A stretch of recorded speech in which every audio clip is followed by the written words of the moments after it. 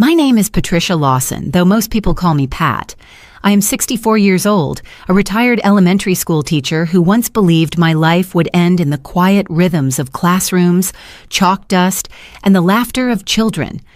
I never imagined that in my later years, my family, my own flesh and blood, would push me to the very edge of a canyon trail on Thanksgiving afternoon.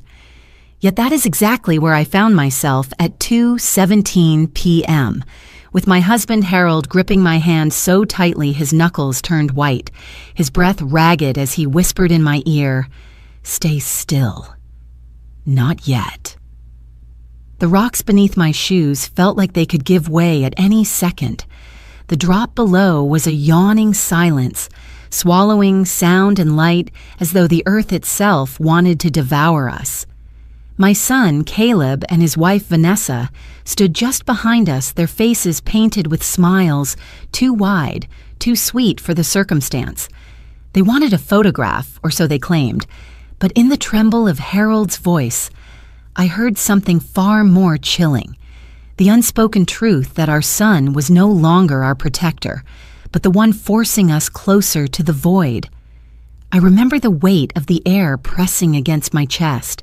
The autumn wind tugged at my hair and carried with it the scent of pine needles and cold stone. For a fleeting second, I thought of Andrew, my firstborn, who had died in a canyon not unlike this one 25 years earlier. Back then, I clung to the explanation of an accident, because it was the only way I could survive the grief. But standing at the cliff's edge, Harold's whisper still echoing in my ear, I began to understand that what I had accepted as fate was something much darker, a truth I had been too afraid to face. My eyes caught Caleb's for the briefest moment. They were calm, almost rehearsed, as if this was not the first time he had stood in this role, the orchestrator of quiet ruin. And Vanessa, with her polished hair and flawless smile, had a gleam in her eyes that froze me more than the cold air ever could. It was the kind of look that told me we were not standing there by accident. In those seconds, I thought of my grandchildren, Ethan and Clara, still too young to understand the fractures running through our family. I thought of the kitchen table Harold had built with his hands when our boys were small, the same table where we had shared countless meals, birthdays, and the occasional quarrel. That table had always been solid, a symbol of what held us together, and yet here we were, about to be broken apart forever, not by time but by betrayal. The canyon did not roar, it did not threaten, it waited, patient and hungry. I felt Harold squeeze my hand again, grounding me, reminding me that this moment was not the end, not yet. I let out a slow breath, tasted the metallic fear on my tongue, and forced myself to remain still. Because sometimes survival is not in the scream or the struggle. It is in the silence, in the decision to wait one, more heartbeat before everything changes. You might think this is where my story ends, but it is only where the veil begins to tear. That afternoon on the cliff was not just about survival. It was about secrets Harold had carried for 25 years, secrets that would turn my understanding of family upside down. As soon as Caleb and Vanessa walked back a few steps, believing they had already won, Harold leaned toward me and with trembling lips revealed a truth darker than their betrayal. That moment split our lives in two, the world we thought we lived in, and the one we would uncover piece by piece. If you are still with me, you might already feel the same question that haunted me that day. How could a son, a boy I once cradled in my arms, lead us to the edge with steady hands and an empty heart? That is the journey I want to share with you. And if you stay until the end, perhaps you will understand not only what happened to us, but also why silence can be both a prison and a key. Before we walk further into this story, let me take a moment. Stories like this are never just mine. They belong to anyone who has felt betrayal claw its way into their family, anyone who has stood in silence when the ground shook beneath them. If if you've ever carried wounds that no one else could see, this space is for you. Stay with me, listen closely, and if this story touches something within you, I invite you to walk alongside me. There is more to come, and I promise it will matter. When I close my eyes and force myself away from that cliff, I see a different time, a time when life felt steady, predictable, and full of small joys that I believed would never fade. Our home sat on the outskirts of a Wyoming town, a modest wooden house Harold and I had chosen together when we were young. It wasn't grand, but it carried the warmth of our work and our love. The kitchen walls smelled faintly of cedar from Harold's carpentry projects, and my own touch showed in the shelves of worn children's books that I refused to let go of, even after retirement. That house was more than lumber and nails. It was the stage where we raised our boys. I was a teacher for more than 30 years. My days used to be filled with chalk lines on blackboards, the sound of laughter in hallways, and little notes from children who believed I was their second mother.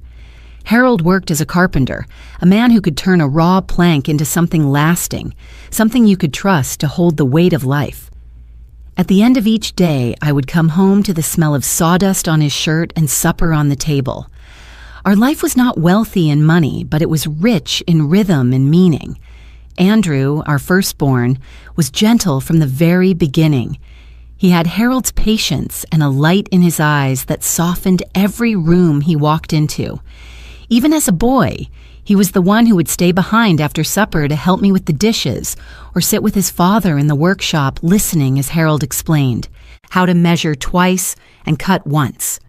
He dreamed of becoming an engineer, of building bridges that could connect people across impossible distances. Caleb, our youngest, came into the world with fire in his veins. He was quick, sharp, and restless. While Andrew would spend hours sanding a piece of wood smooth, Caleb would run out into the fields, chasing anything that moved. He was bright, too bright sometimes, and always wanted more. More praise, more attention, more recognition. When Andrew won an award at school, Caleb's smile faltered even as he clapped. I noticed it, though I tried to brush it aside. Sibling rivalry, I told myself. Nothing more. Back then, I believed we had struck a balance. Andrew's calm steadied Caleb's storm, and Caleb's energy kept Andrew from disappearing into his books. They were two halves of a whole, I thought. Two boys who would grow into men who loved each other as fiercely as Harold and I loved them. Sundays were my favorite. We would gather at the wooden table Harold had built with his own hands.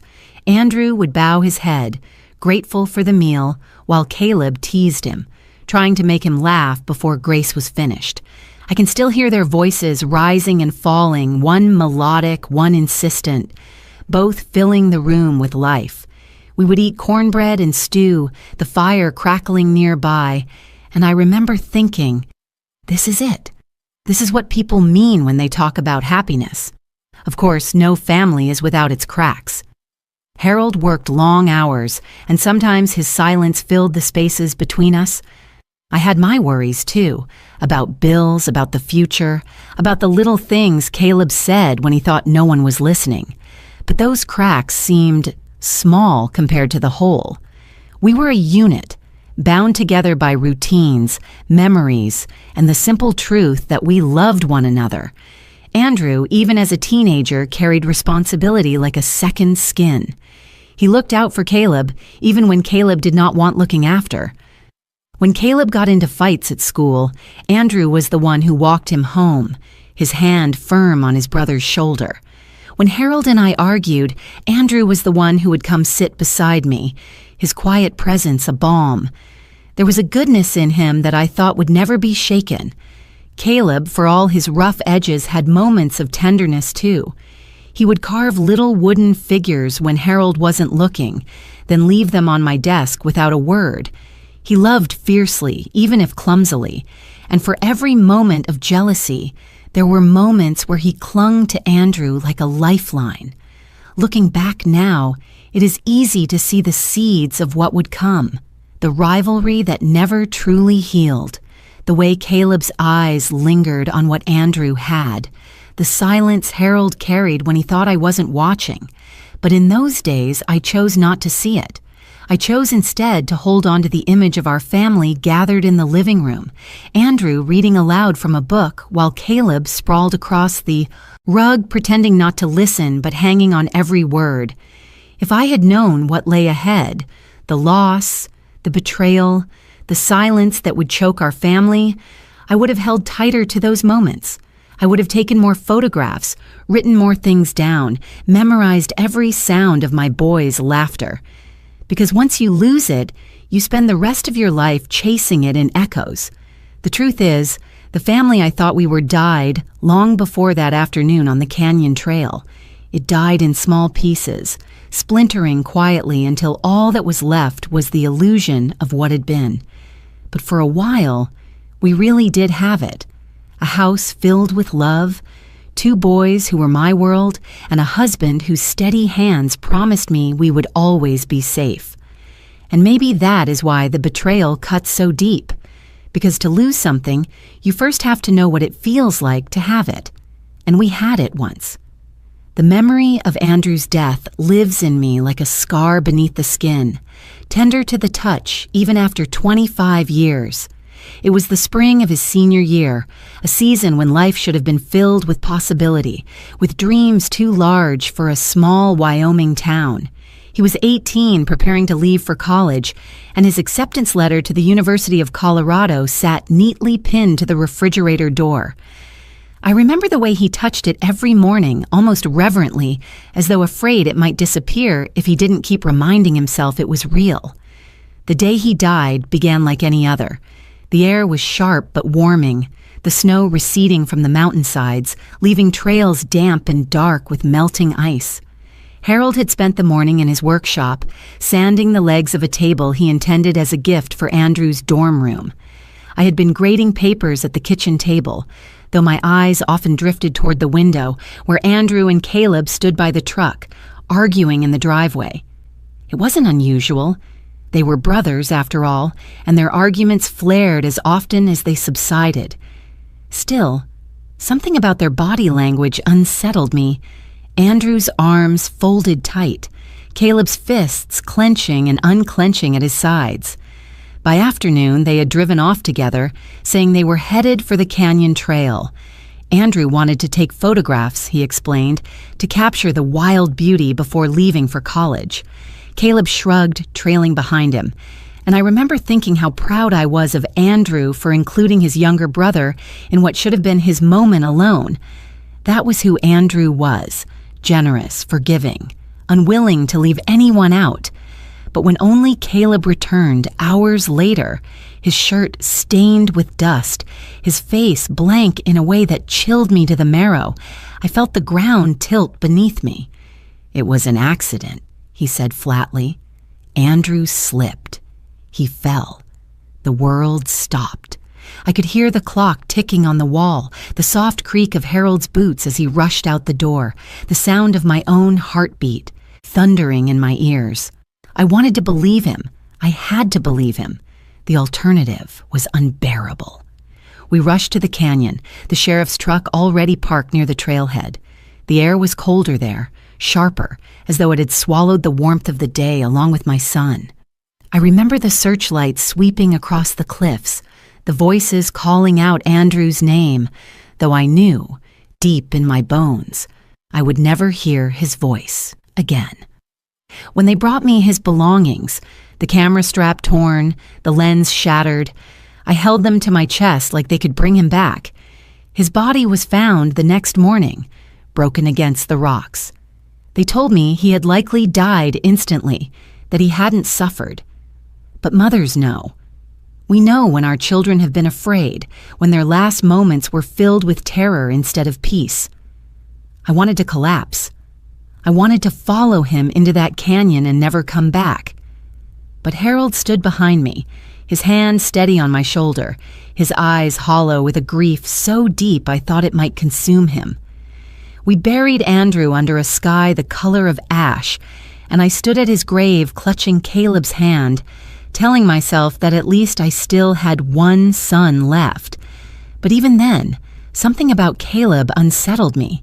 He wept at the funeral, but the tears seemed forced, his sobs too measured, his eyes too dry the moment they left the gravesite. He didn't speak of Andrew in the days that followed, didn't linger in his room or leaf through his books. Instead, he avoided the subject entirely, as though Andrew had been erased. When I tried to ask him about that day, his answers were short, clipped, rehearsed. He slipped. I couldn't reach him. The words never changed, no matter how many times I asked, and every time I heard them, my heart fractured further, because something about his tone felt wrong. Harold, too, grew quieter after Andrew's death. He spent long hours in his workshop, the sound of hammering echoing into the night. He told me he was coping in his own way, but there was a shadow in his eyes I couldn't name. At times I would catch him looking at Caleb with something between suspicion and despair, but when I asked, he shook his head. "Let it rest, Pat," he would say, his voice rough. "Nothing good comes from digging where the earth has already closed."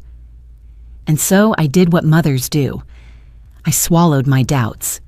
I clung to the belief that it had been a tragic accident, that God had taken my boy for reasons I would never understand. I folded Andrew's clothes neatly into boxes, placed his books on the highest shelf, and told myself it was better not to stir the ashes. But the silence ate at me. At night, I would hear echoes of Andrew's laughter in the hallway, see a shadow in the corner of my eye. I dreamed of him standing at the edge of the canyon, looking back at me with a question in his eyes. Why didn't you ask harder? Why didn't you see? Caleb moved on quickly, too quickly. He focused on school, on sports, on building a life that seemed to grow larger even as mine shrank to nothing. People praised him for his strength, his resilience. But I saw the way he avoided my gaze, the way he flinched when Andrew's name slipped into conversation. And though I never admitted it aloud, I began to wonder if the canyon had taken more than Andrew that day. Perhaps it had taken the last thread binding Caleb to us, leaving behind a boy who no longer belonged to the family we once were. Years passed, but the wound never closed. I carried Andrew's memory like a hidden letter folded deep in my pocket, worn at the edges but too precious to discard. Every holiday, every family photograph missing his face was another reminder of what had been stolen. And though I forced myself to smile for Caleb, to carry on for Harold, there was always a part of me that stood at that canyon, waiting for my boy to climb back up. If I had known then what Harold had seen, what he had chosen to bury in silence, perhaps I would have found the strength to demand answers. But I didn't. And that silence, that choice to believe in an accident rather than face the possibility of betrayal, would haunt me all the way to the edge of another cliff decades later. In the months after Andrew's death, our home became a place where silence grew like ivy, winding its way into every corner. The laughter that once filled the rooms was gone, replaced by the muffled creak of Harold's footsteps in the workshop and the faint hum of the refrigerator in the kitchen. For me, each day felt like moving through water, heavy and unrelenting. And yet, in the middle of this grief, Caleb began to change. At first, it seemed like the transformation was born from love. He rose earlier in the mornings, offering to make coffee before Harold left for the lumberyard. He stayed home more often, asking if I needed help with errands or chores. He took Andrew's place at the table, not sitting in his chair, but filling the emptiness with his presence, always watching me carefully, as if measuring whether his words brought comfort. Neighbors praised him for being strong, for stepping up when life demanded too much of us. "Pat," they would say, "you're lucky to have such a devoted son." And I would smile politely because what else could I do? I wanted to believe them. I needed to believe them. Caleb spoke softly then, his voice stripped of its old sharpness. He offered to drive me to church on Sundays, folding his hands dutifully during the hymns. He asked Harold about his carpentry, standing by the workbench as though eager to learn, though I noticed his eyes rarely stayed on the wood. Still, the gesture mattered. It gave Harold something to focus on other than his own haunted silence. But beneath the surface of these gestures, I felt a tremor. There were moments when Caleb's mask slipped, when a shadow passed across his face as he thought no one was watching. He would stare at Andrew's old photographs for too long, not with grief, but with something harder, something almost resentful. He would tap his fingers restlessly on the wooden table during supper, his smile just a beat too late, his laugh pitched too carefully. One evening, I found him in the workshop alone. He stood over Harold's half-finished table, running his hand along the grain as though testing its strength. When he noticed me, he pulled his hand back quickly and said, "Dad's really good at this. I should probably learn." The words were gentle, but his eyes flickered, and for a second I thought I saw something brittle behind them. Harold, for his part, seemed conflicted. He allowed Caleb to hover, to help with small tasks, but I often caught him studying his son in the quiet way he once studied wood for flaws. Sometimes, late at night, I would hear Harold shifting restlessly in bed, sighing heavily into the dark. When I asked, he said only, "He's trying, Pat." Maybe this is how he's healing, and I wanted so desperately to believe that. There were glimpses of tenderness that almost convinced me. One Sunday afternoon, Caleb sat with me in the living room as I hemmed a curtain. He reached over and held my hand suddenly, surprising me. "I know how much you miss him," he said softly, "but you still have me." I remember the warmth of his hand, the way my heart ached at his words. It felt like a promise, though deep inside I wondered if it was also a plea. As the years passed, this new version of Caleb became the face he showed the world. To family friends, to our neighbors, to the congregation at church, he was the dutiful son who had sacrificed his youth to care for his grieving parents. They saw his visits, his phone calls, his careful way of walking me to the car.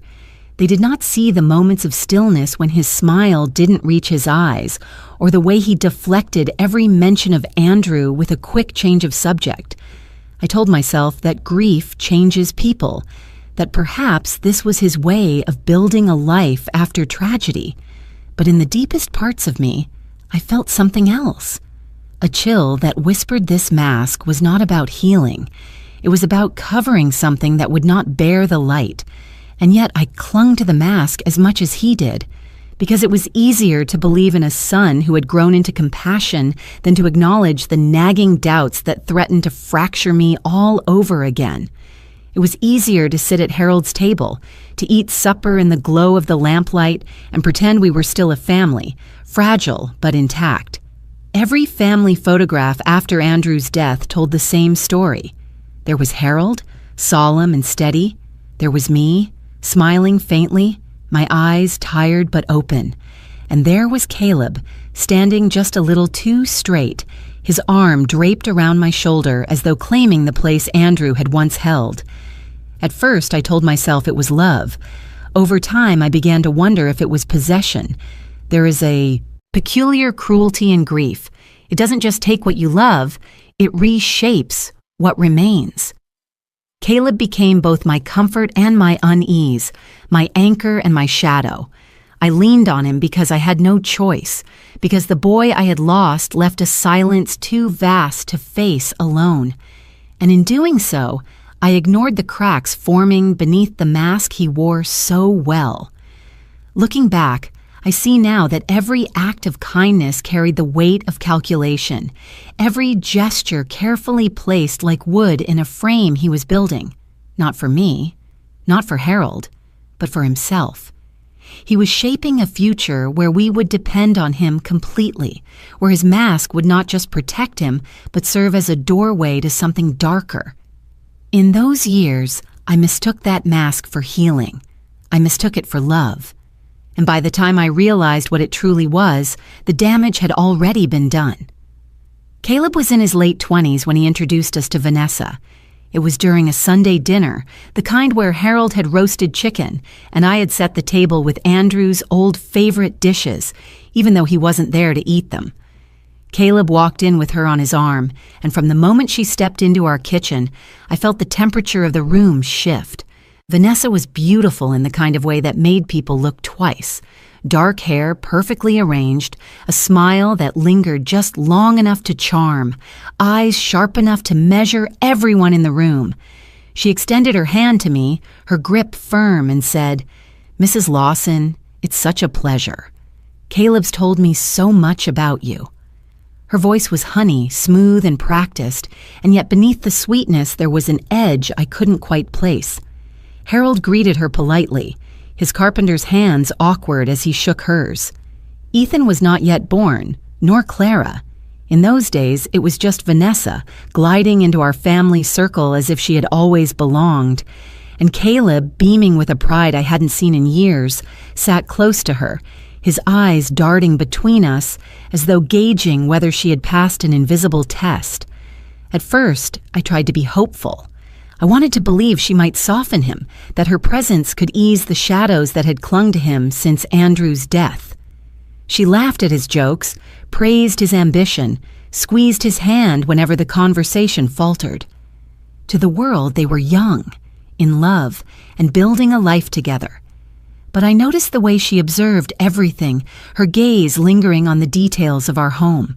The photographs on the wall, the sturdy furniture Harold had crafted, the land visible from the kitchen window.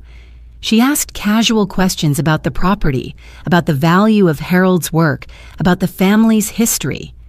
Questions that seemed innocent enough, but settled uneasily in my chest. When Caleb announced their engagement, I smiled and hugged them both, though something about the way Vanessa's eyes glittered over my shoulder made me shiver. She kissed my cheek and whispered, "You'll always be part of our family, Pat." Her words were kind, but they sounded like a contract, not a promise. Their wedding was simple, but elegant, a ceremony filled with laughter and congratulations. For a while, I allowed myself to believe that perhaps I had misjudged her. She hosted dinners, brought flowers, spoke sweetly to Harold and me, and yet in private moments, I would catch a flicker in her eyes when Caleb wasn't looking, a coldness that made me feel like she was less a daughter-in-law and more an accountant tallying the future. It was after their first year of marriage that the subject of the will came up. We were sitting at the dining table Harold had built, the one where Andrew once rested his elbows and Caleb once drummed his restless fingers. Caleb cleared his throat, his tone rehearsed. "Mom, Dad," he began, "Vanessa and I have been thinking about the future, about security, about what comes next. It might be time to update the will." The word hung in the air, heavy. I felt Harold stiffen beside me, his fork pausing mid-air. Caleb continued quickly, his smile practiced. "Of course, we're not saying anything needs to change now.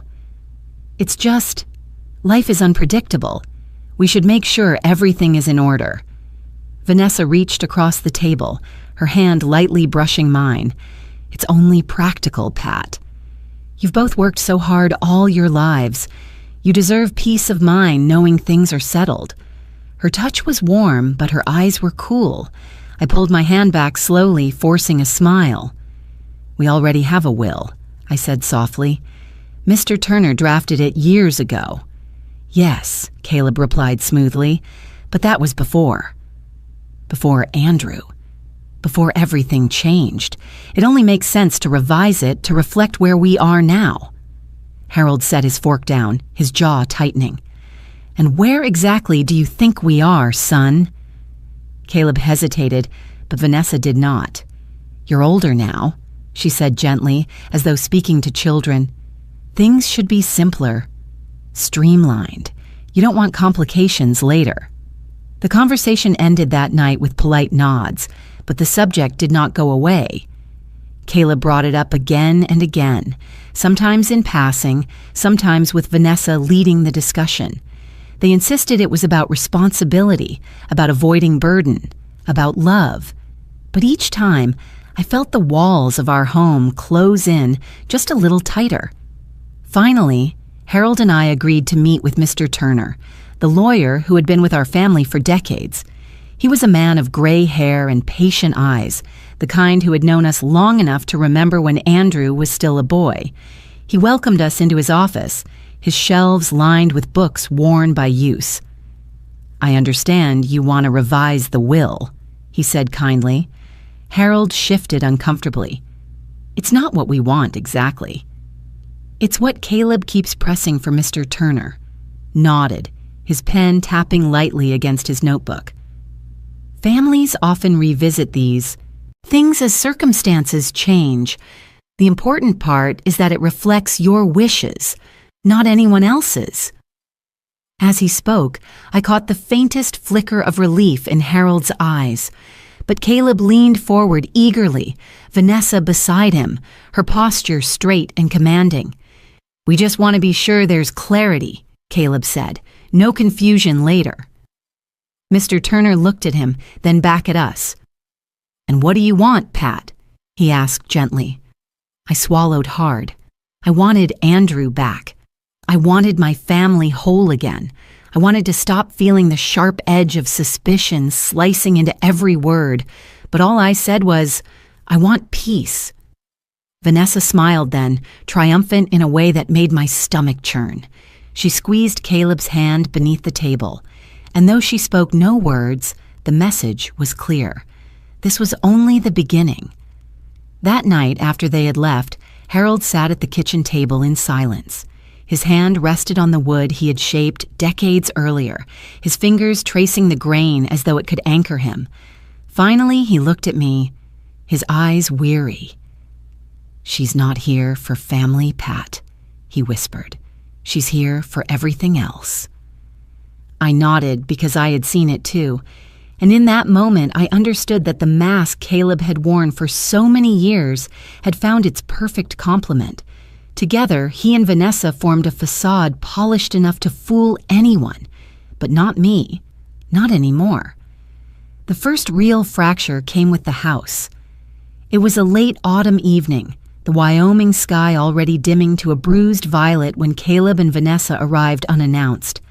I was in the kitchen, preparing stew, the smell of onions and thyme clinging to the air. Harold sat at the table, sanding the edge of a small wooden box he had been carving. When the door swung open, their voices filled the space, bright and deliberate, like a performance rehearsed many times. "Mom, Dad," Caleb began, shrugging off his jacket. "We've been talking. Vanessa and I have an idea that could really help all of us." I exchanged a glance with Harold, his brow furrowing as he set down his sandpaper. "What kind of idea?" he asked cautiously. Vanessa's smile stretched as she placed a folder on the table. The papers inside were neatly arranged, too neat for something casual. "The market's strong right now. If you sell this house, you could downsize, maybe even move closer to town. Think of how much easier life would be. No more long drives for groceries, no more maintenance for Harold." Her tone was soothing, but her eyes flicked across the room, lingering on the photographs of Andrew still lining the walls. I felt a coldness creep through me. This was not about convenience. "This house isn't just lumber," Harold said firmly. His voice had that gravelly edge I recognized from his workshop, the sound of a saw biting into wood. "It's where we raised our boys. It's where Andrew lived." Caleb leaned forward, his hands clasped together as though reasoning with stubborn children. "Dad, we know it means a lot. But sometimes sentiment holds people back. You and Mom could use the money for comfort, for travel, and Vanessa and I could finally have the space we need for Ethan and Clara." There it was, the truth slipping out from behind polished words. The house wasn't simply to be sold, it was to become theirs. I felt my chest tighten, as if the walls themselves were listening, bracing against being claimed. I tried to steady my voice. "This house is not a burden. It's our life. It's our memory of Andrew." For the briefest moment, Caleb's expression hardened, his jaw clenched, his voice dropping into something sharper. Memories don't pay bills, Mom. This place is worth more than what you're using it for. You should think about the future, not the past. The air stilled. Harold's hand gripped mine beneath the table, his palm rough, his fingers pressing a silent warning. Don't let him see fear. Vanessa reached over, her hand grazing Caleb's arm as if to reel him back into the performance. What Caleb means, she said smoothly, is that we love this house too. We want to make sure it stays in the family. You could still visit, of course. It would always be your home in spirit. Her words were silk, but the implication cut deep. Our home, reduced to a visit, to a guest room in a life no longer ours. I thought of the wooden table Harold had built, the one still scarred from years of meals and homework and laughter. I thought of Andrew sitting there, his head bent over textbooks, his steady voice reading aloud to his restless brother. To let this house go was to let go of the last place where we had all still been together. We're not selling, I said, sharper than I intended. My voice trembled, not from uncertainty, but from the weight of holding a line I knew I could not cross. Caleb's eyes darkened, and for the first time he didn't bother to hide the impatience simmering beneath his smile. You're being unreasonable. This is an opportunity, and you're just clinging to the past. Harold straightened in his chair, his tone steady and final. The answer is no, son. This house isn't for sale. Not now, not ever. The silence that followed was thick. Vanessa closed the folder with deliberate calm, her lips pressed into a thin line. Caleb leaned back, exhaling through his nose, like a man restraining himself from saying what he really thought. When they finally left, the stew on the stove had gone cold. Harold and I sat in silence, listening to the sound of their car pulling away, the gravel crunching under the tires like a warning. That night, as I lay awake, I realized something had shifted irrevocably. The mask Caleb had worn for years, dutiful, caring, attentive, had cracked. For the first time, I had heard the steel in his voice, seen the calculation in his eyes. He was no longer pretending only for us. He was starting to believe his own performance, convincing himself that what belonged to us should rightfully belong to him. I pressed my face into the pillow, staring at the shadowed ceiling, and whispered Andrew's name like a prayer. Because the son I had left was no longer the boy I remembered. He was a man with an agenda, and our house, the heart of our family, had become his target. The morning after Caleb and Vanessa tried to press us about the house, I couldn't shake the heaviness in my chest. Harold had already gone out to the workshop, the rhythmic knock of his hammer echoing through the thin autumn air. I stood in the kitchen, staring at the phone on the wall, my fingers itching to reach for it. For years, I had carried my doubts silently, convincing myself that suspicion was disloyalty, that mothers were meant to forgive. But something about Caleb's voice the night before, sharp and cold, broke through the dam I had built inside me. I dialed Sophie's number before I could talk myself out of it. My sister answered on the third ring, her voice brisk but warm, as though she had been waiting for me. "Pat," she said, "I was just thinking of you." I swallowed hard, the lump in my throat almost choking me. Sophie, I don't know what to do. Caleb, he wants us to sell the house. He and Vanessa keep pushing. There was silence on the other end for a moment, then a long sigh. I've been waiting for this call. Her words startled me. What do you mean? Pat, I love you, but you've been blind when it comes to Caleb. Ever since Andrew died, you've looked at him like he's your only lifeline. But don't you remember what Andrew said before? Before that day? My hand tightened around the receiver. The memory of Andrew's smile, his calm eyes, came rushing back like a tide I had tried to hold at bay. What are you talking about?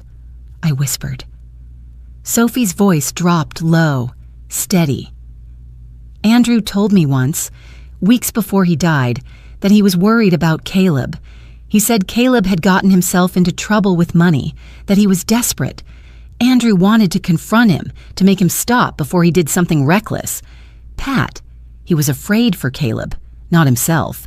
And then days later, Andrew was gone.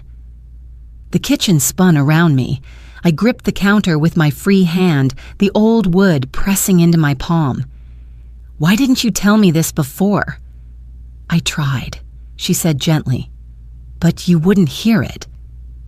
You were drowning in grief, and I didn't want to push you further under. I thought Harold might tell you one day. He always looked like he knew more than he let on." I turned to glance out the window, where Harold was bent over his bench, his shoulders hunched, his hands moving with methodical care. My heart sank. Was that what had haunted his silence all these years? "Sophie," I said, my voice shaking, "are you saying Caleb had something to do with Andrew's death?" She didn't answer right away, and the silence stretched so long I thought the line had gone dead. Finally, she said, "I'm saying that Andrew didn't trust him, that he feared what Caleb was becoming, and if Andrew was right, then maybe you should start asking questions you've avoided for too long." I pressed my forehead against the cool glass of the window, my breath fogging it. I wanted to protest, to defend my son, to say that Caleb was flawed but not dangerous. Yet the image of his eyes at the dinner table, calculating, impatient, lingered in my mind. "What if I'm too late?" I whispered. "It's never too late to see the truth," Sophie said firmly, "but you need to be careful. Don't confront him outright. Watch, listen, and Pat, protect yourself. Protect Harold tears slipped down my cheeks silently. I hadn't cried in years, not since Andrew's funeral, but now they came hot and fast, as though Sophie's words had unlocked something I'd hidden even from myself. "I don't want to believe this," I said. "He's my son." "He's still your son," Sophie said softly, "but that doesn't mean he isn't capable of hurting you. You've always believed love could fix anything, but sometimes love blinds us. You need to open your eyes, Pat. Andrew tried to warn us. Don't let his voice go unheard again." We spoke a while longer, but her words hung over me long after the call ended. I stood in the kitchen, staring at the old family photo that still sat on the counter. Andrew's smile glowed in it, his arm draped protectively over a younger Caleb. At the time, I had thought it was a symbol of brotherly love. Now, I wondered if Andrew had been holding him back, keeping him from something darker. I walked outside to where Harold worked, the sun catching in his thinning hair. He looked up when I approached, his eyes narrowing at the sight of my tear-streaked face. "What is it?" he asked. I opened my mouth, but the words caught in my throat. How could I tell him that Sophie had voiced aloud what I had always feared but never dared to speak? How could I place that weight on both of us without proof? So instead, I just shook my head. "Nothing," I murmured. "Just tired." But inside, I was anything but tired. I was wide awake for the first time in years, the echo of Sophie's warning thrumming in my chest like a second heartbeat. Andrew's voice, long silenced, seemed to rise again in memory, urging me to see what I had refused to see. And from that day forward, I knew the mask Caleb wore was not just about grief or duty. It was about hiding, and I had to decide whether I would continue to protect him with my silence or finally face the truth my sister had laid bare. The days after Sophie's call were a blur of unease. Her words lingered in my mind like an echo that wouldn't fade. Andrew had feared for Caleb. Andrew had wanted to confront him. I couldn't stop replaying those sentences over and over. Every time I looked at Caleb now, I saw not just my son, but the shadow of something darker trailing behind him. And when I looked at Harold, I began to wonder if Sophie was right, that he had carried more than grief all these years. One evening, I found him in the workshop long after the sun had dipped behind the ridge. The lamp cast a dull glow across the room, throwing his face into half light and half shadow.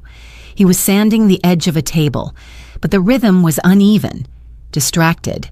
His shoulders sagged, his movements weary. "Harold," I said softly, stepping into the room, "you're still working?" He didn't look up, couldn't sleep. I closed the door behind me, the sound sharp in the quiet. Neither can I. For a long moment, the only sound was the scrape of sandpaper against wood. Then I took a deep breath. Sophie told me something.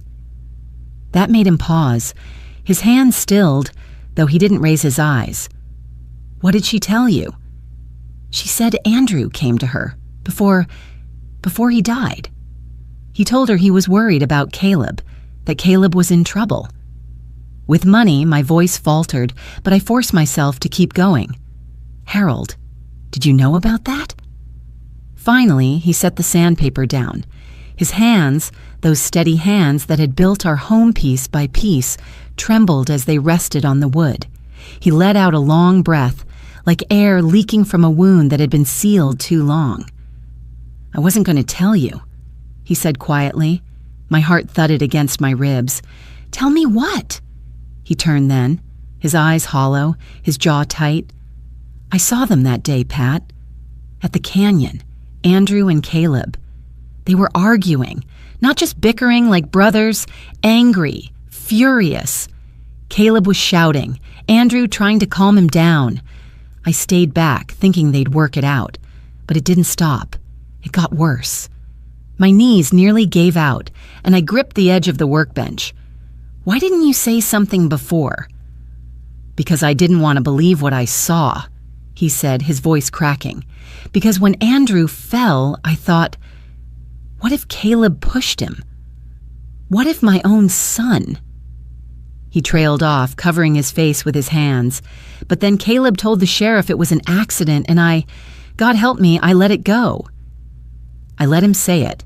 I didn't speak. The workshop spun around me. For years, I had clung to the story of an accident because it was the only thing that kept me breathing.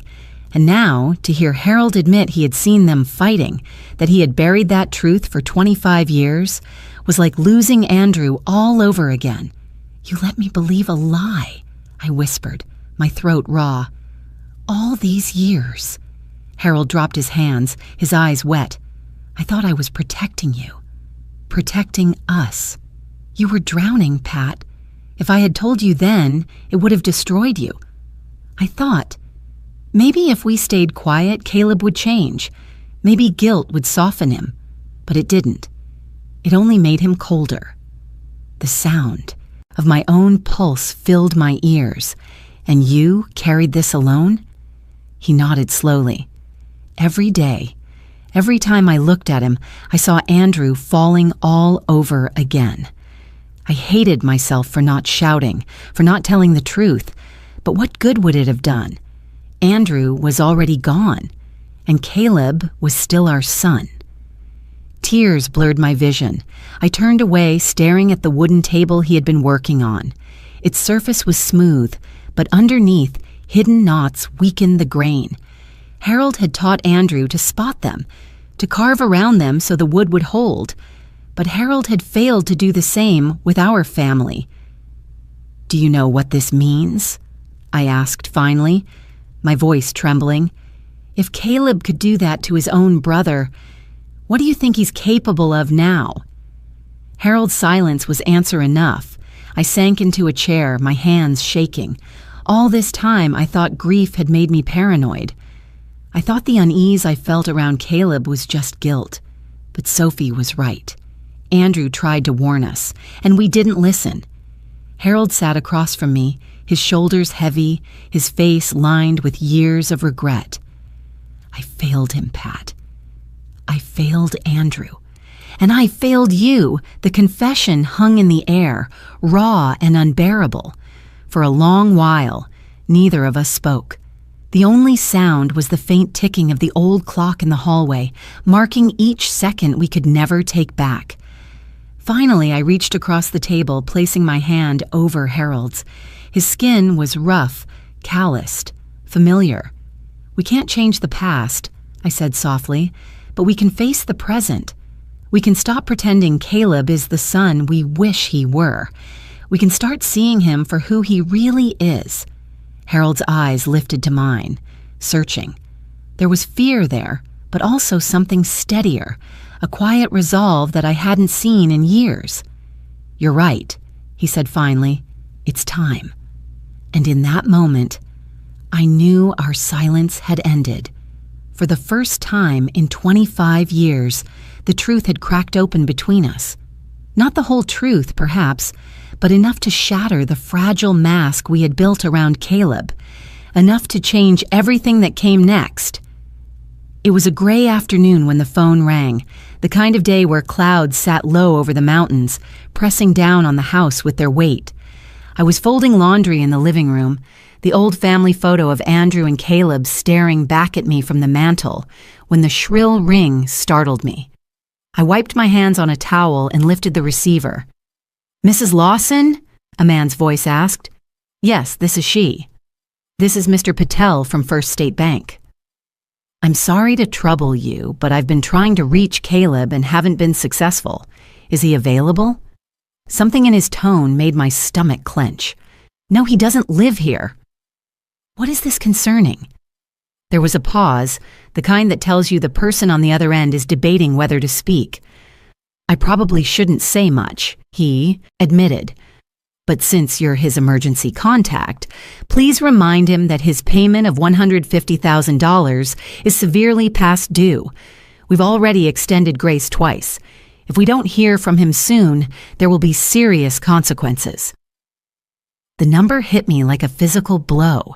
$150,000. My hand tightened on the receiver, knuckles pale. I see," I managed to whisper. "Thank you for letting me know."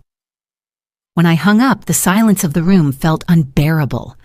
I stared at the folded shirts in my lap, my mind reeling. Caleb had never mentioned anything about a loan, let alone one so large. And yet, suddenly, all the pieces began to slide into place.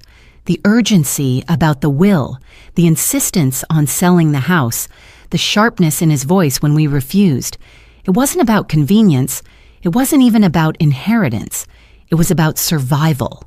His survival. I carried the weight of the call to the workshop where Harold was planing a piece of wood. The smell of sawdust filled the air, grounding and familiar. For a moment, I watched him, his steady hands guiding the tool across the grain, as if creating something solid could erase the fractures in our family. "Harold," I said softly. He looked up, saw my face, and set the tool aside. "What is it?" I took a deep breath. "The bank called. About Caleb." His jaw tightened. "What did they say?" "He owes them $150,000. He's behind on his payments. They've tried to reach him, but he's not answering." Harold's eyes darkened, and he rubbed his hand across his forehead. "I knew it," he muttered. "I knew something was off. The way he's been circling us, pushing about the house, pressing about the will, it wasn't about love, it was about money." I sank into the chair beside the workbench, my body trembling. Why didn't he tell us? Why didn't he just ask for help? "Because asking would mean admitting weakness," Harold said bitterly, "and Caleb's never been able to stand feeling less than Andrew." The mention of Andrew's name stung like a blade. I pictured my eldest son, the way he had steadied Caleb, the way he had tried to protect him, and I remembered Sophie's words. Andrew had wanted to confront him about money troubles. My throat tightened as the pieces clicked into place. Caleb's desperation wasn't new. It had been there 25 years ago, and Andrew had seen it. I pressed my palms to my face, trying to steady myself. "Harold, what if Andrew's death wasn't just about anger? What if it was about this, about money?"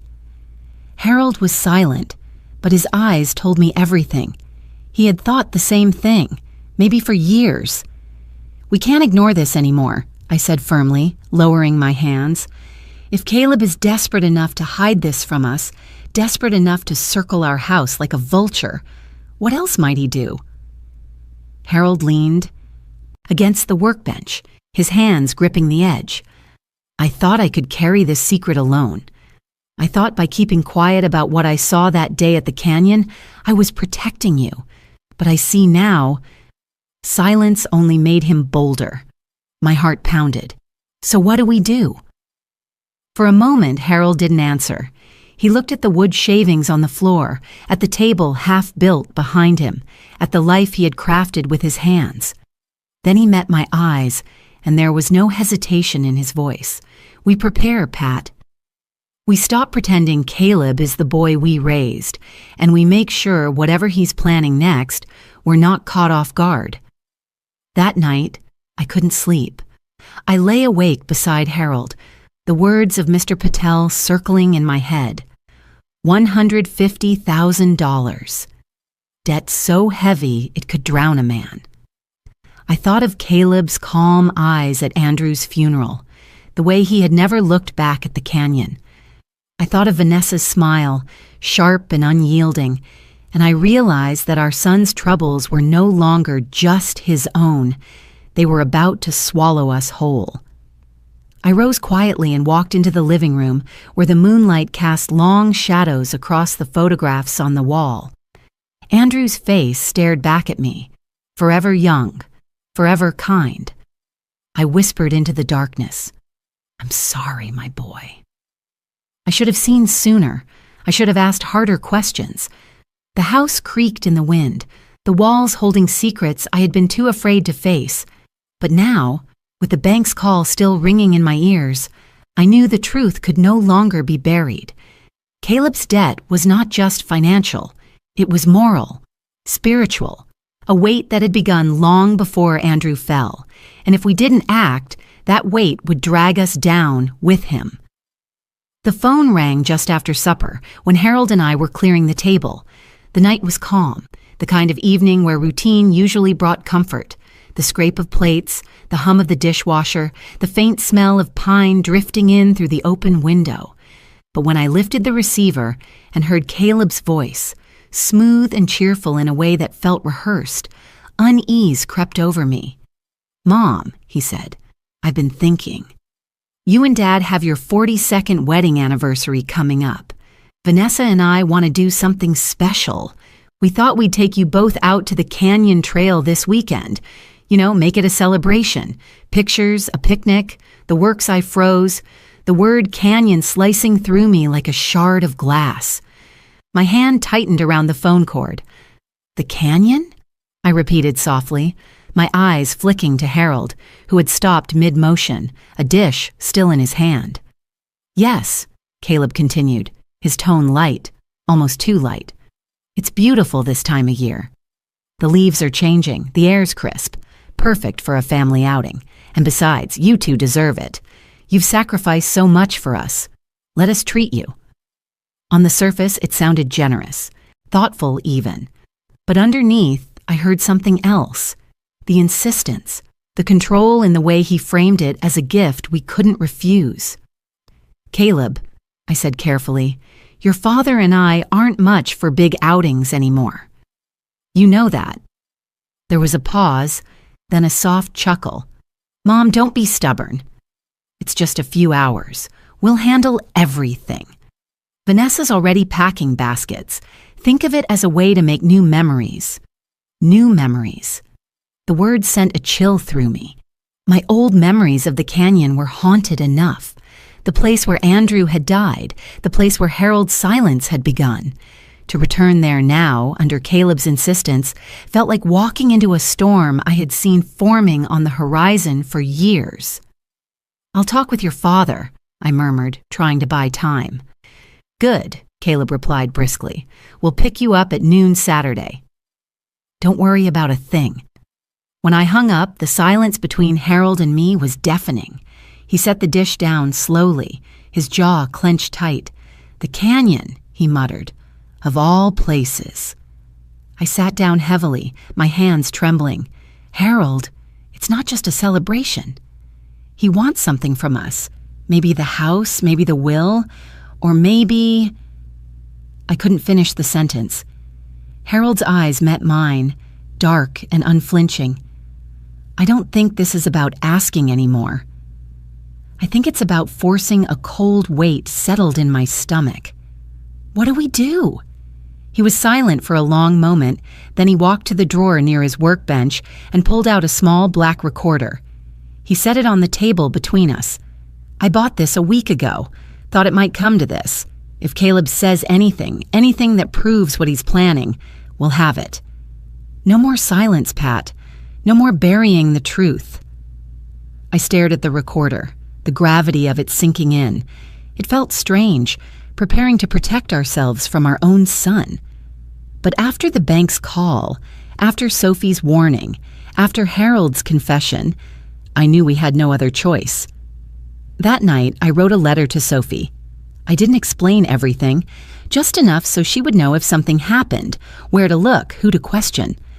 My handwriting trembled on the page, but the act of writing steadied me. I folded it carefully and tucked it inside an envelope, leaving it in my nightstand drawer. In bed, Harold lay awake beside me, his breathing uneven.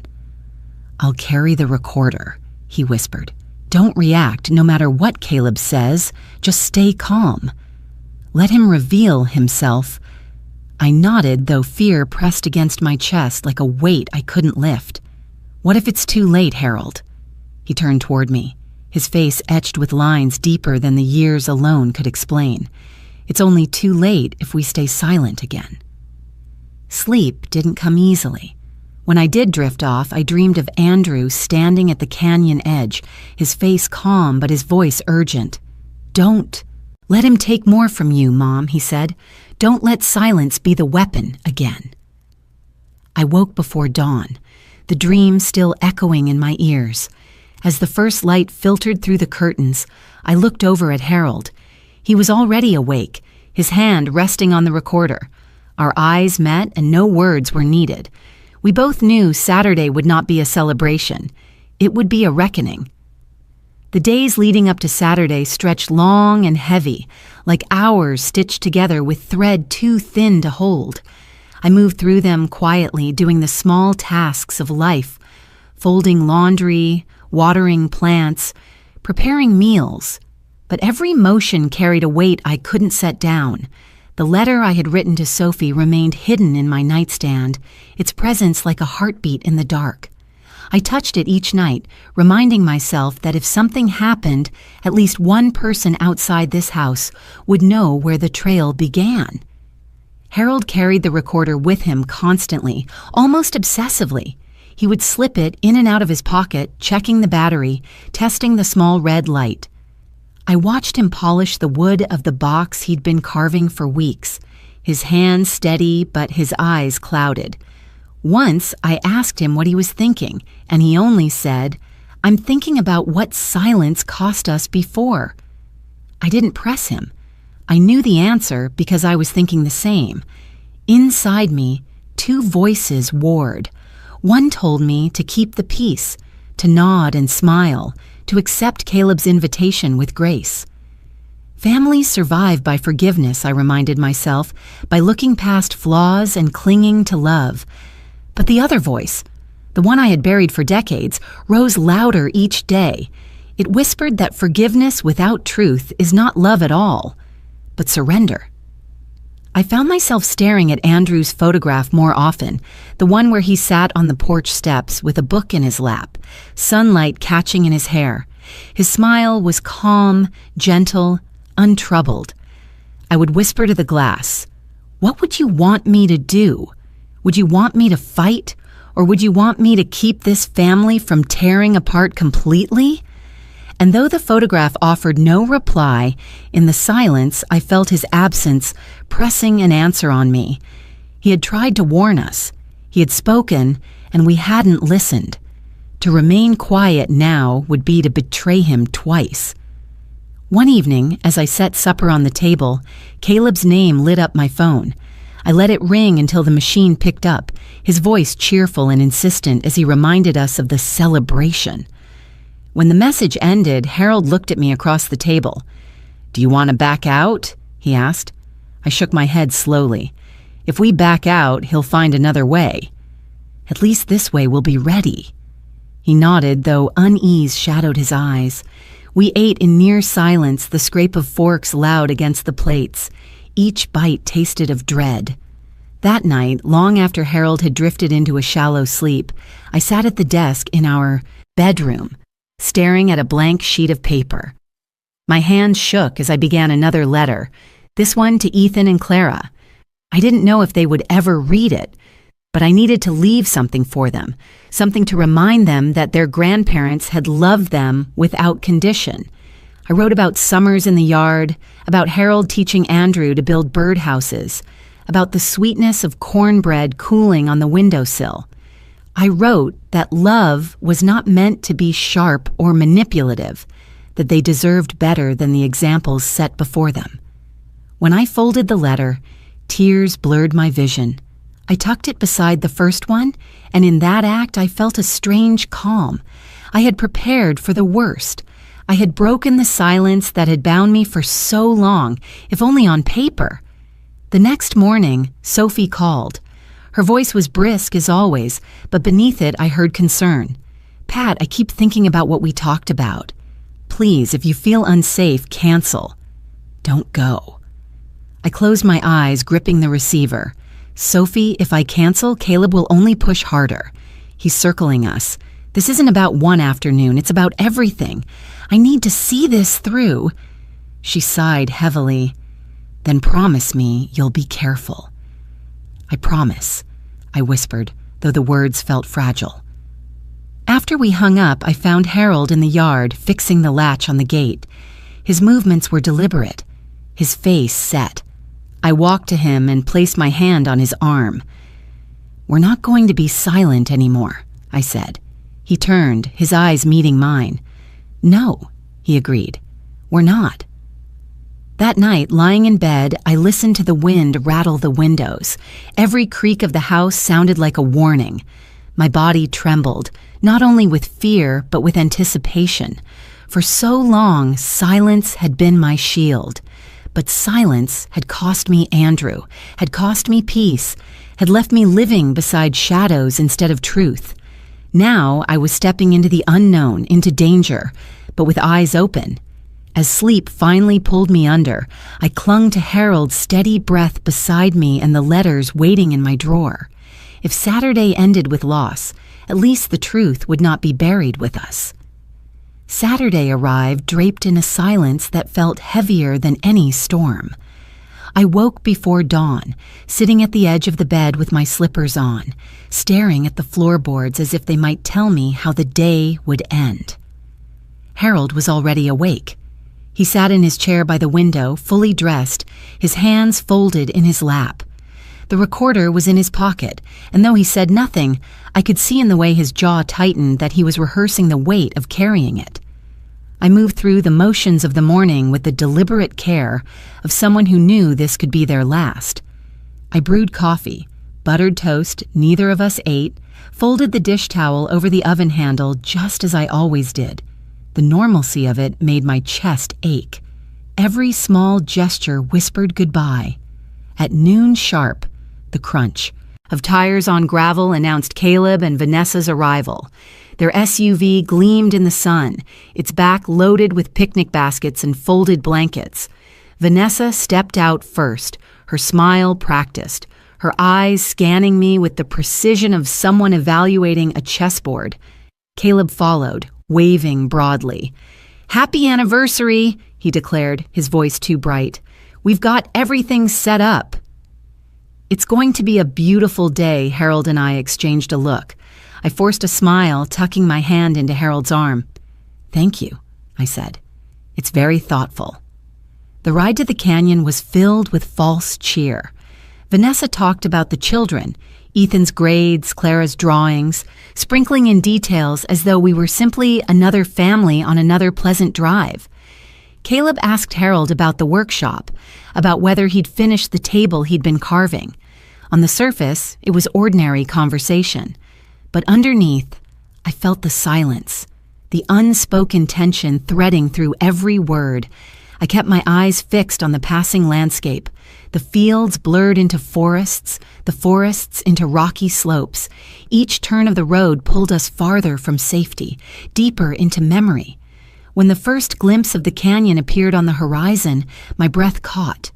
The ridges rose jagged against the pale sky, their shadows cutting across the valley like scars.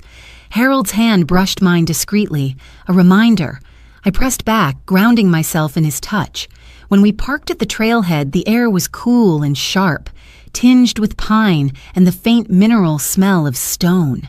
Vanessa spread a blanket, unpacking sandwiches and bottles of sparkling water, her movement smooth and deliberate. Caleb insisted on taking photographs, lining us up against the backdrop of the cliffs.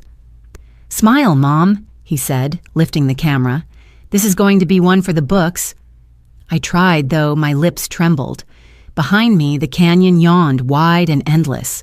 I felt the same chill I had felt the day Andrew died, the same sense of standing at the edge of something too vast to comprehend. As we ate, Caleb's charm never faltered. He poured drinks, offered seconds, laughed at Vanessa's stories.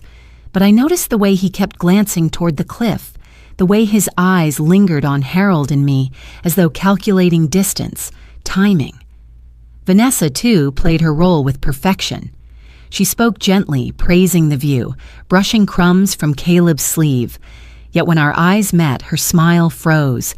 And in that stillness, I saw the truth. This was not celebration. This was preparation. I nibbled at my sandwich, my stomach tight with dread. Harold sipped his drink, his face unreadable, but I knew his every sense was sharpened.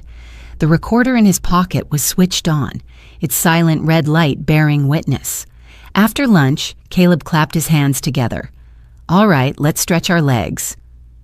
"The overlook is just a short walk." "You'll love it, Mom. The best view in the whole state." I hesitated, my heart pounding. "Caleb, maybe we should stay here. The rocks can be tricky." He laughed, sliding an arm around my shoulder, guiding me forward. "Don't worry. I've got you." The path narrowed as we walked, the ground crunching beneath our feet. To my right, the canyon opened, vast and merciless. The air grew thinner, the wind sharper, tugging at my sweater.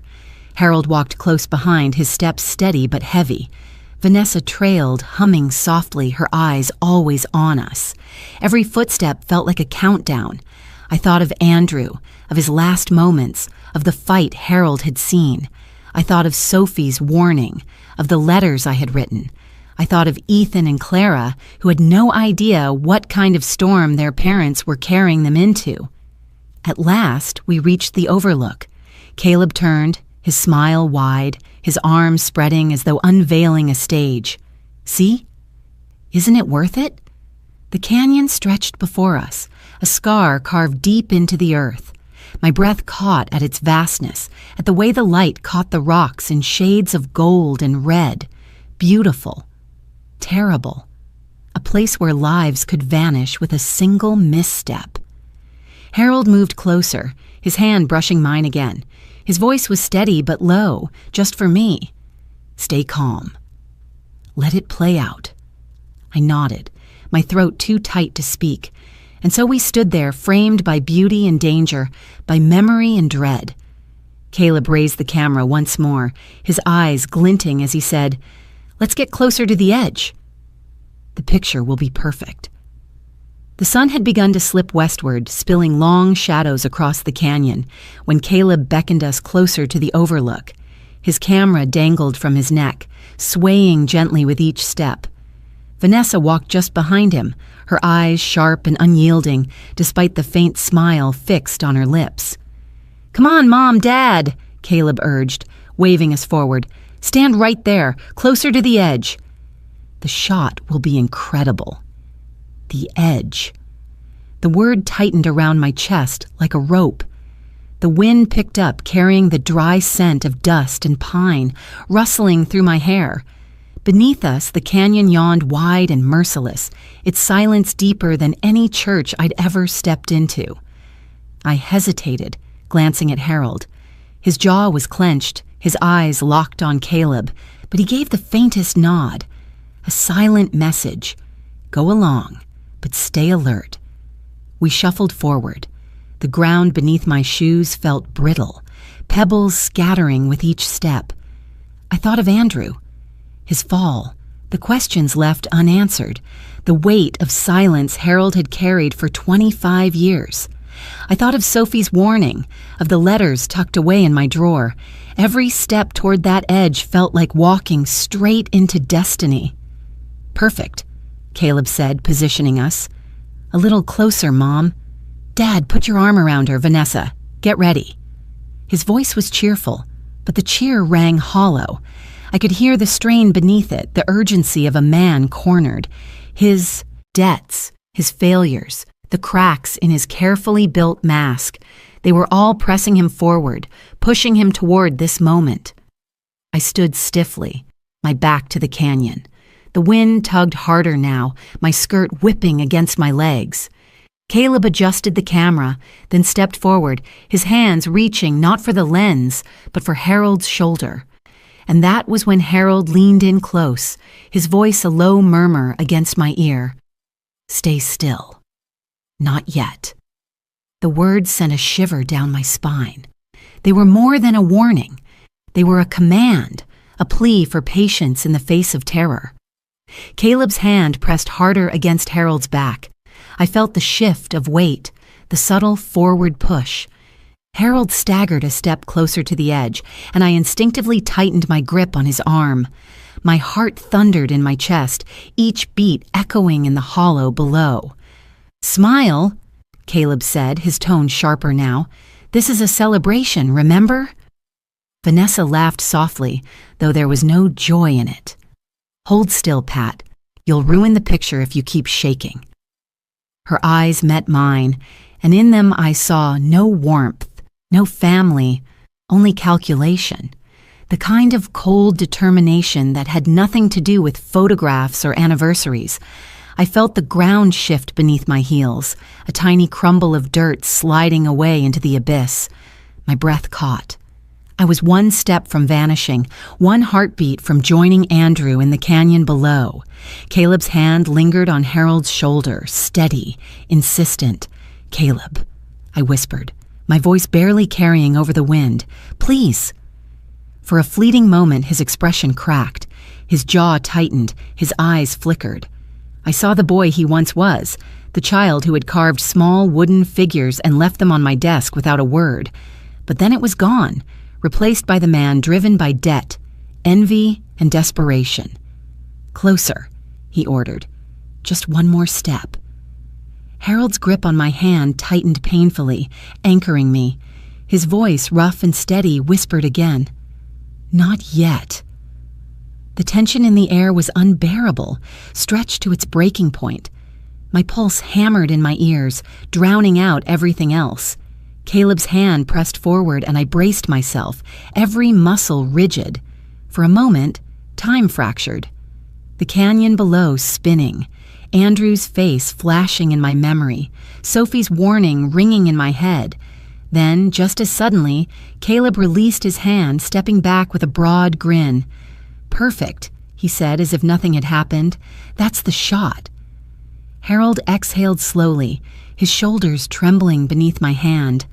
I forced a smile for the camera, though my lips felt carved from stone. Vanessa clicked the shutter, her eyes glinting with something that told me she knew exactly what had just transpired. We stepped back from the edge, my knees weak, my breath shallow. Caleb slung an arm around my shoulders, his laughter ringing hollow in the open air. See? I told you it would be worth it. But I knew what had almost happened, what would have happened if Harold hadn't anchored us, if his whisper hadn't held me steady. The canyon had nearly claimed us, just as it had claimed Andrew. And in Caleb's forced smile, in Vanessa's satisfied silence, I saw the truth clearer than ever. This was not the end. It was only the beginning. The path back from the overlook was narrow, the ground uneven beneath our feet. The sun had dropped lower, staining the canyon walls in shades of rust and gold, but to me the light felt harsh, exposing every shadow inside my son's face. Caleb walked just ahead, his camera swinging at his chest, his stride brisk. Vanessa followed closely, the picnic basket now empty, her eyes never leaving Harold and me, as though she feared we might slip from her grasp. My heart hadn't slowed since the moment at the edge. Harold's whisper still pulsed in my ear, a steady refrain. "Stay still." Not yet. I clung to it like a lifeline, even as fear gnawed at me. The trail curved sharply, the cliff yawning once more to our right. Caleb stopped suddenly, turning toward us with a grin that didn't reach his eyes. "Why don't we get just one more picture?" "The light is perfect here." Harold stiffened beside me, his fingers brushing mine, the recorder in his pocket pressing against my awareness. "We already took plenty," he said evenly, but Caleb's grin widened. "Come on, Dad." "Just one more." For old time's sake, Vanessa's hand slipped into Caleb's, her touch light but commanding. "Do it," she murmured, too quiet for anyone but us to hear. I felt the air thicken, the canyon pulling at us like a silent accomplice. My knees trembled as Caleb gestured for us to step forward again. Harold obeyed, his movements measured, guiding me with him. I wanted to scream, to run, but Andrew's memory pressed on me, reminding me that silence, patience, and timing were sometimes the only weapons left. We stood near the edge again, the rocks loose beneath our shoes. Caleb lifted his camera but didn't raise it to his eye. Instead, he set it against his chest, both hands free now, his body coiled like a spring. And then it happened, so fast and yet slow enough that I can still see every detail when I close my eyes. Caleb lunged forward, his shoulder striking Harold, his hands shoving hard. Vanessa gasped, not in surprise but in anticipation. The ground gave way beneath us, and for a heartbeat, the world tilted. I felt Harold's arm wrap around me, pulling me tight against him as we tumbled. The wind tore at my hair, the roar of the canyon rushing to meet us, and then impact. Not the fatal drop I had braced for, but a crashing slide down a ledge hidden just below. The rocks bruised my body, tore at my palms, but we were alive. I lay still, gasping, my heart thrashing in my chest. Above us, I heard Caleb's breathless laugh, the sound brittle and wild. "It's done," he muttered. Vanessa's voice followed, sharp with relief. "Finally." Harold's hand gripped mine tightly, his lips close to my ear. "Don't move. Don't let them know," so we lay there, motionless as though broken. My cheek pressed against the cold stone, my eyes half closed. From where I was, I could hear every word carried by the canyon's echo. "They'll call it an accident," Vanessa whispered. "Two old people too close to the edge. No one will question it." Caleb exhaled heavily. "The house will be ours." The will, too. No more debts hanging over my head. A wave of nausea rose inside me, but I forced my body to remain still.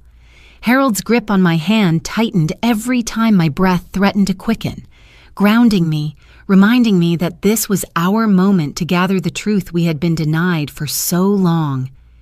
The canyon wind carried Caleb's next words clearly. "Andrew almost ruined everything back then. He was going to tell. I couldn't let him. And now—" His voice trailed off, heavy with the weight of confession. My eyes burned, tears threatening to spill, but I swallowed them back. Andrew's ghost had been whispering to me for years, but now his truth was laid bare in daylight. Our son had killed his brother, and today he had tried to kill us, too. Vanessa's voice cut through my thoughts. We should go. The longer we stay, the greater the chance someone sees us. Caleb muttered something, then their footsteps receded along the trail. Each crunch of gravel grew softer until silence reclaimed the canyon. Only then did Harold shift, wincing in pain. "We're alive," he whispered hoarsely. I turned to him, my body aching but intact. "You heard him," I breathed. "You heard what he said." He nodded grimly, and the recorder heard it too. For a moment, relief and grief tangled inside me. We had proof, but it came with the confirmation of what we had feared all along, that our own son had destroyed the family from within. Slowly, Harold helped me sit up, both of us battered but unbroken. The canyon stretched below us, vast and merciless, but in its echo we carried something stronger than fear. We carried truth. The ambulance ride blurred into fragments, flashing lights reflected on canyon walls, the jolt of wheels over uneven road, the faint antiseptic smell that clung to the paramedics' gloves. Harold and I had been found by hikers who had called for help, and though neither of us was gravely injured, our bodies bore the marks of the fall. Bruises blossomed across my ribs, a gash ran along Harold's forearm, and every movement reminded me of how close we had come to the abyss. At the hospital, the corridors buzzed with muted urgency. The walls were a pale shade of green, meant to calm, though nothing could calm the storm inside me. I lay in a narrow bed, monitors softly beeping, while Harold was wheeled into the room beside mine. We exchanged a glance, a silent vow. Not a word about the recorder, not yet. Caleb and Vanessa arrived within the hour. They swept into the ward with an air of concern, so polished it could have fooled anyone. Caleb's voice was loud enough for the nurses to hear. "Mom! Dad!" We were so worried. What happened out there? His tone was syrup, but his eyes flicked over me with a sharpness that betrayed him. He wanted to know what we remembered, what we might say. Vanessa hovered near the foot of my bed, her hand pressed to her chest in feigned alarm. "It was an accident," Harold muttered, his voice deliberately even. The rocks gave way. I forced myself to nod, though bile rose in my throat at the lie. "Yes," I whispered. "We're lucky we didn't fall farther." Relief passed over Caleb's face, not the relief of a son spared from losing his parents, but of a man who believed his secret was still intact. He exhaled loudly and sank into a chair. "I don't know what we'd do without you both," he said, his voice dripping with false warmth. The nurse who had been tending to Harold lingered in the doorway. She was young, with kind eyes and an attentive manner. Her name tag read Felicity Inns. She adjusted Harold's IV and smiled faintly. "You're both fortunate," she said softly. "That trail is dangerous." Caleb turned to her, perhaps forgetting that words spoken in hospitals have a way of carrying farther than one intends. "Fortunate," he said, his laugh hollow. "You don't know the half of it. If Andrew had just kept his mouth shut back then, none of this would have been necessary." The words slipped out like a stone dropped in still water, sending ripples that froze the air. My breath caught, my fingers curling into the sheet. Harold's eyes widened, locking on mine. Nurse Felicity stiffened slightly, her expression flickering before she regained her composure. She adjusted the monitor with deliberate calm, though her ears had clearly caught every syllable. "What did you say?" she asked lightly, her tone almost playful, as if inviting him to repeat himself. Caleb's face flushed. He forced a chuckle. "Nothing. Just rambling. Stress, you know?" He waved his hand dismissively, but the tension in his jaw betrayed him. Vanessa stepped forward quickly, her voice smooth, redirecting the moment. "My husband has been under immense pressure. Please don't take his words seriously." But the damage was already done. Felicity's eyes lingered on Caleb, sharp with awareness. She gave me the faintest glance before leaving the room, her footsteps quiet but purposeful. Caleb stood abruptly. "We should let you rest," he said. "We'll come back tomorrow." Vanessa leaned in, her lips brushing my cheek, her whisper cold against my skin. "Get well soon, Pat."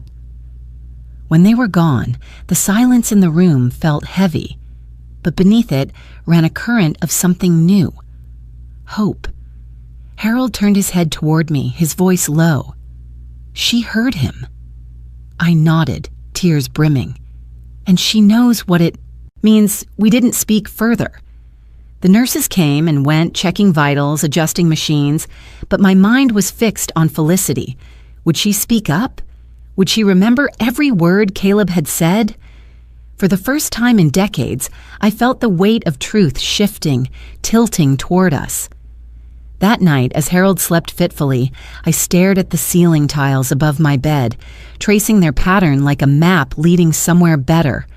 My body ached, but my heart was alive with a clarity I hadn't felt since Andrew's death.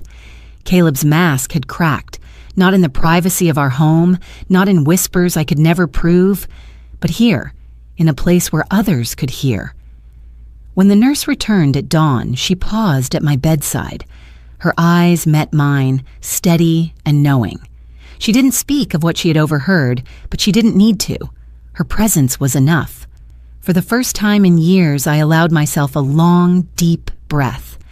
The silence that had smothered us for so long was breaking, not with shouts or confrontations, but with slips of truth carried on the careless tongue of the son who thought he had won.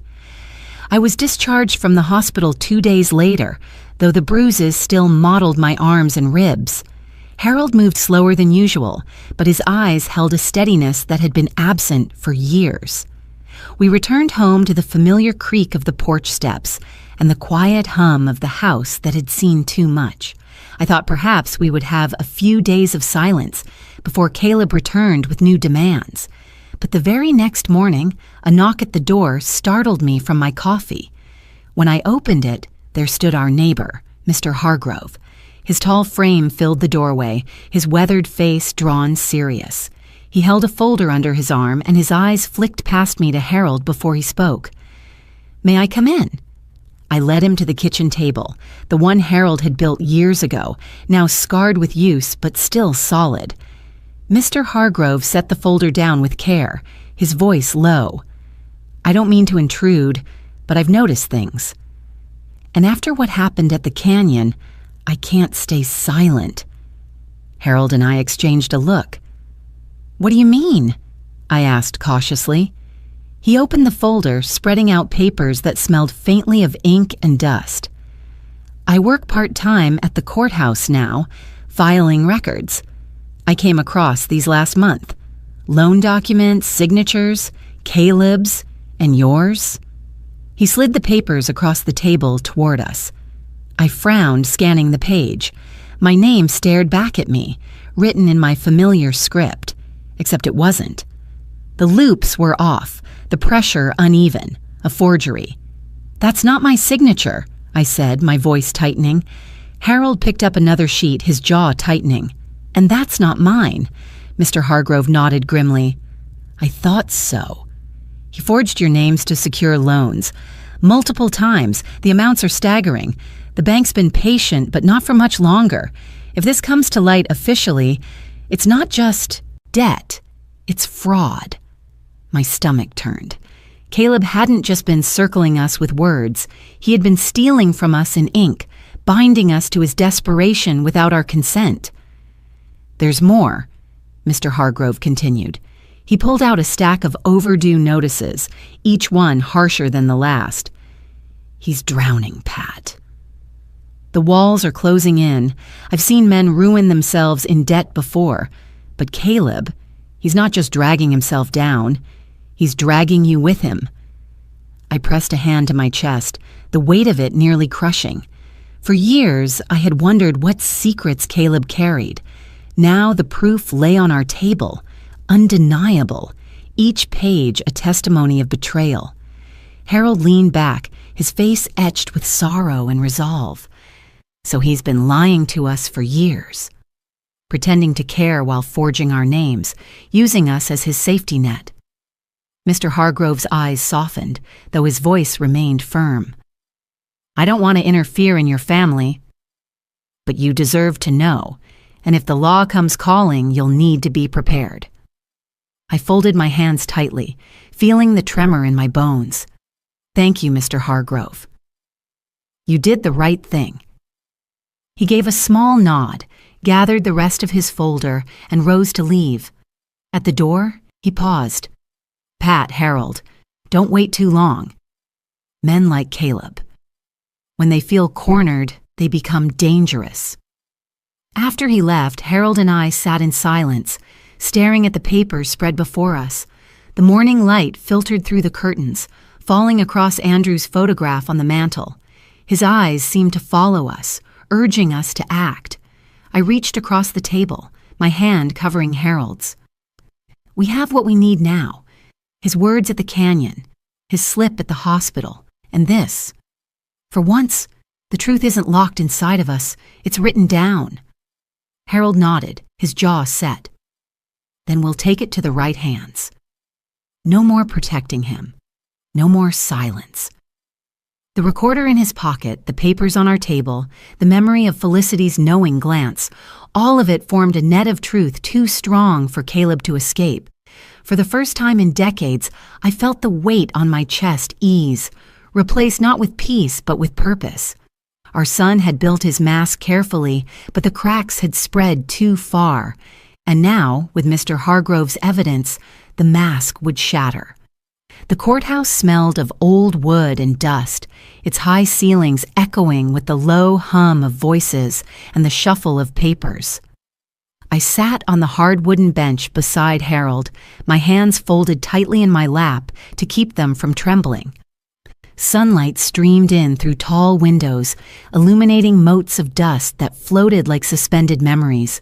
For years, I had imagined what it might feel like to stand in this place with Caleb, but never had I pictured it like this. Our son sitting at the defense table, his head bowed but his shoulders tense. Vanessa beside him with her chin raised defiantly. The judge, a stern man with kind but tired eyes, entered, and the room quieted. "Court is now in session," he announced. His gavel struck, and the sound reverberated through me. It was the sound of finality, of the silence ending. Detective Owens presented the case first. His voice was steady, laying out the timeline. The forged documents uncovered by Mr. Hargrove, the debt notices, the bank's attempts to collect. He spoke of the incident at the canyon, how Harold and I had survived a fall that might have ended differently. And then he played the recording Harold had carried in his pocket, Caleb's voice echoing through the room. If Andrew had just kept his mouth shut back then, none of this would have been necessary. The words hung heavy, undeniable. I heard a gasp from someone in the gallery. Caleb shifted in his chair, his face blanching. Vanessa's eyes flickered, but her expression quickly hardened again. Then Nurse Felicity took the stand. Calm and precise, she testified about what she'd overheard in the hospital. Her words were measured, her presence steady. He spoke of Andrew as if his death had not been an accident. I knew what I heard. I knew it was important. The room seemed to shrink around me as the prosecutor asked if anyone else wished to testify. I rose slowly, my knees weak but my resolve firm. Harold's hand brushed mine briefly before I stepped forward. On the stand, I felt the weight of every eye upon me. I looked at Caleb, my son, my flesh and blood, and for a moment I saw the boy who used to leave little wooden carvings on my desk. But then I saw Andrew's face in my memory, his quiet strength, his untimely end. "My name is Patricia Lawson," I began. My voice shook at first, but I steadied it. "I am Andrew Lawson's mother, and I am also Caleb Lawson's mother. I stand here with both truths in my heart I told the court about Andrew, his kindness, his dreams, the way he had tried to protect his brother. I spoke of the day he died, how Caleb returned home too calm, too rehearsed.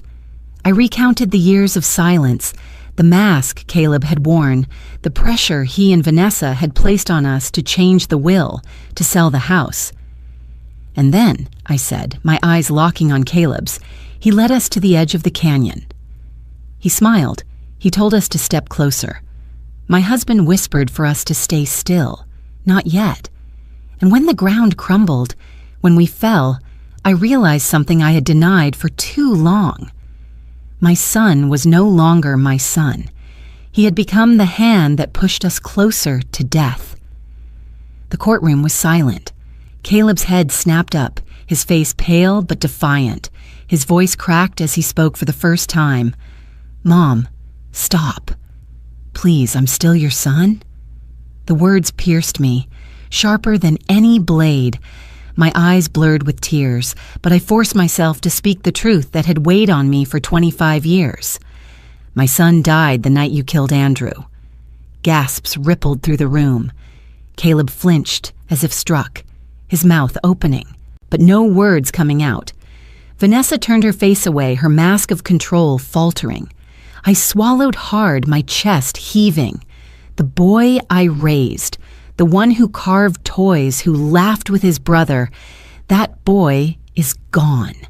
The man sitting before me is a stranger, and I will not protect him with my silence anymore. When I stepped down from the stand, Harold rose in my place. His testimony was brief but unflinching. He admitted what he had seen that day at the canyon with Andrew and Caleb. The fight, the rage, the silence he had carried all these years. His voice cracked with regret, but it carried the weight of truth. By the time both sides had finished, the evidence was overwhelming. The forged documents, the recorded confession, the witness testimony, it was all there, laid bare. The mask Caleb had built for so long had shattered piece by piece. When the judge finally spoke, his voice was steady, final. This court finds Caleb Lawson guilty of fraud and of attempted harm. Further investigation into the death of Andrew Lawson will proceed with full weight of the law. His gavel struck once more, and with it decades of silence ended. As bailiffs moved to escort Caleb and Vanessa away, he turned to me one last time, his eyes wild with desperation. "Mom," he pleaded, "I can change. Please, don't let them take me." But I did not move. My hands gripped the edge of the bench, my body trembling but my heart steady. "You made your choice long ago, Caleb?" I whispered, though I wasn't sure if he heard. When the doors closed behind him, I exhaled a breath I had been holding for 25 years. Tears rolled down my cheeks, but they were not the tears of silence. They were the tears of truth finally spoken. Harold reached for my hand, his fingers warm and rough. We sat together in the quiet hum of the courtroom, surrounded by strangers yet not alone. For the first time since Andrew's death, justice had stepped into the room, and I knew we had done what needed to be done. The weeks after the trial passed like a slow unfurling, the tension that had gripped our home, loosening thread by thread. The house felt different now, not lighter exactly, but honest. The silence that had once suffocated us had shifted into a quiet where healing could begin. Ethan and Clara came to stay with us soon after. They arrived with small suitcases, their eyes wide and uncertain, as though they weren't sure if they were guests or something more. Ethan, at 12, tried to act older than he was, carrying his sister's bag and standing protectively beside her. Clara, only 9, clutched a stuffed rabbit, her cheeks pink with the effort of holding back tears. I knelt to their level, opening my arms. For a moment they hesitated, but then they both came to me, pressing their small bodies into my chest. I held them tightly, feeling their trembling slow against me. Harold stood behind us, resting a hand on Ethan's shoulder, his voice rough but gentle. "You're safe here. You'll always be safe here." Our days together became a rhythm. I packed lunches for school, braided Clara's hair, helped Ethan with his math homework at the kitchen table Harold had built long ago. In the evenings, Harold taught Ethan how to sand wood, showing him how to follow the grain while Clara sat beside me, sketching birds and flowers in her notebook. The house, once echoing with absence, began to fill with the sounds of children again. Laughter, footsteps, the quiet hum of ordinary life. Still, at night when the house was still, I found myself drawn to Andrew's photograph on the mantel. I would sit in the rocking chair, a notebook on my lap, and write. At first the words came haltingly, but soon they flowed, as though Andrew himself were listening on the other side of the page. "Dear Andrew," I wrote one night. It has taken me 25 years to speak the truth out loud. I thought silence would protect us, but it only buried you deeper. I am sorry for every day I chose quiet instead of justice. But know this, your voice was never truly gone. It lived in me, in your father, in Sophie, waiting for the moment we would no longer be afraid. The ink blurred as tears fell onto the page. I wiped them away and continued, your brother is lost to us. I wish it were different, but I cannot change what he became. I can only protect what you loved most. Ethan and Clara are with us now. I see pieces of you in them. Ethan's stubborn kindness, Clara's gentle heart. I promise you they will know love that is steady and real, not twisted by fear or greed. They will grow up safe, Andrew. They will grow up knowing who their father's brother really was and who he could have been. When I finished, I folded the letter carefully and placed it in the drawer beside the first one I had written before the canyon. This time, though, it was not a secret hidden away in case of tragedy. It was a goodbye, a bridge between past and future. One evening, Clara found me with the notebook still in my lap. She climbed onto the chair beside me, resting her head on my arm. "Grandma," she whispered, "do you think Daddy ever loved us?" The question pierced me. I wrapped my arm around her, pressing a kiss to her hair. "Yes, Clara," I said softly. "In his own broken way, he did." But sometimes love gets lost inside people. What matters is that you are loved now, and you will always be loved. She nodded, her eyes heavy with sleep, and I carried her to bed, tucking the stuffed rabbit in beside her. Ethan was already asleep, curled up under the quilt Harold's mother had made years ago. I stood in the doorway watching them breathe evenly and felt the first true peace I had known in decades. Later that night, Harold and I sat together on the porch. The sky stretched clear and wide above us, stars freckling the darkness. He reached for my hand, his thumb brushing over my knuckles. "We lost Andrew," he said, quietly, his voice breaking. "We lost Caleb too, but maybe we can build something new with what's left." I leaned my head against his shoulder, the night air cool against my face. "We will," I whispered, "for them, for Andrew, for us." The rocking chair creaked gently. The night wrapped around us, and for the first time in 25 years, I no longer felt like I was waiting for the truth to rise. It had been spoken, justice had come, and love, though battered, had found its way back into our home,